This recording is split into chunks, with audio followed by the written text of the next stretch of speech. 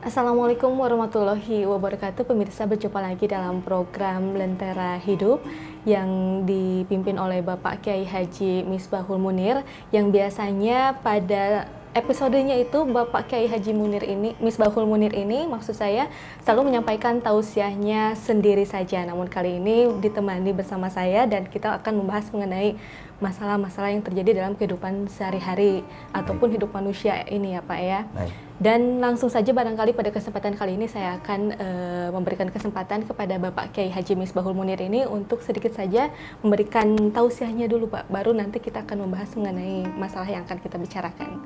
Baik. Silakan Pak. Baik pemirsa, Assalamualaikum warahmatullahi wabarakatuh. Para pemirsa Aswaja TV yang dirahmati Allah Subhanahu wa Ta'ala. Alhamdulillah, mari kita bersyukur kepada Allah atas segala nikmatnya. Salawat dan salam semoga selalu terlimpahkan kehadiran junjungan kita Nabi besar Muhammad Sallallahu Alaihi Wasallam. Dalam kesempatan yang singkat ini, saya akan menjelaskan terkait dengan penyakit hati. Baik. Karena sering kita lupakan soal ini. Sehubungan dengan Rasulullah Sallallahu Alaihi Wasallam menyampaikan, ala inna fil jasadi mudghah, katanya Rasulullah. Ketahuilah bahwasanya di dalam jasad manusia, jasad kita itu ada mudghah, ada segumpal daging. Idza saluhat saluha al jasadu kulluh. Apabila baik, maka akan baik semuanya. Wa idza fasadat fasada jasadu kulluh. Apabila dia jelek, maka akan rusaklah semuanya. Ketahuilah, ala wahyal qalbu, yang dimaksud itu adalah hati. Baik Pak Kiai Haji. Kalimat ini penting menjadi poin dalam pembahasan dalam majelis yang singkat ini. Iya, menarik sekali pemirsa Aswaja di rumah ya, bahwa pada kesempatan kali ini kita akan membahas mengenai hati. Setiap manusia, setiap orang itu memiliki hati ya Pak. Baik. Hati. Dan tadi disampaikan bahwa ketika hati manusia itu baik, maka baik pula lah perilakunya. Dan ketika hati manusia itu sendiri buruk, maka buruklah segalanya. Nah, di sini pertanyaan saya pertama adalah, apakah kita yang mengendalikan hati ataukah hati yang mengendalikan kita, Pak? Baik, terima kasih. Jadi hati dikatakan oleh Rasulullah adalah sumber daripada kebaikan dan keburukan. Dan ini perlu kita kaji. Kadang kita berpikir kalau kita sakit, buru-buru cari dokter. Iya. Kalau kita sakit kepala, buru-buru cari obat ke apotek ya.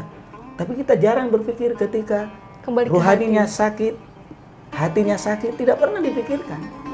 Dibiarkan. Kenapa? Karena tidak mengerti bahwasanya hati ini adalah sumber daripada kebaikan atau keburukan kita. Karena itu penting. Rasulullah SAW mengatakan, salasun muhlikat, katanya Rasulullah. Ada 3 penyakit hati yang sangat merusak perilaku manusia. Baik. Yang pertama, syuhun muta', yakni pelit yang dituruti. Yang nomor 2, wahawa muttaba', hawa nafsu yang tidak terkendali. Dan yang nomor 3 adalah wa i'jabul mar'i binafsi, kesombongan. Merasa bangga dengan ilmunya, merasa dirinya hebat, melihat orang lain hina dan lemah. Ketiga sifat ini yang paling pokok yang kita bahas, walaupun banyak sifat-sifat yang perlu dijauhi oleh hati kita, sehingga nanti hati kita menjadi hati yang bersih.